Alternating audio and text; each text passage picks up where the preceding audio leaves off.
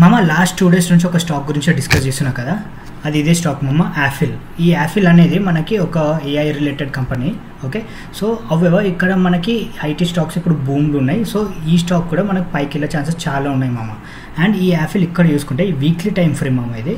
So ఇక్కడ ఈ resistance zone చూడండి, ఈ రెసిస్టెన్స్ జోన్ ఫిబ్రవరి 2022 నుంచి ఇక్కడ బ్రేక్ కానీ ట్రై చేస్తున్నాము.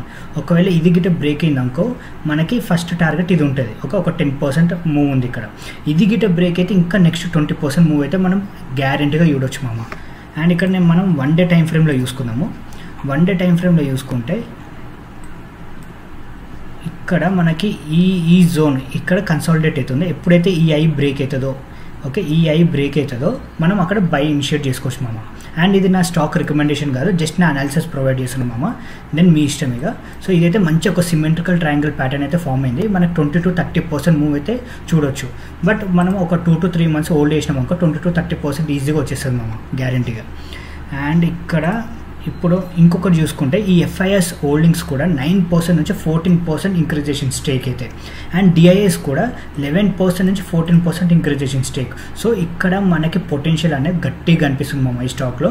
సో ఇదైతే మీ వాచ్ లిస్ట్లో పెట్టుకోండి. ఎప్పుడైతే ఐ బ్రేక్ చేస్తుందో అప్పుడు మీరు అనలైజ్ చేసి ఇన్వెస్ట్ చేసుకున్నాము. Thank you.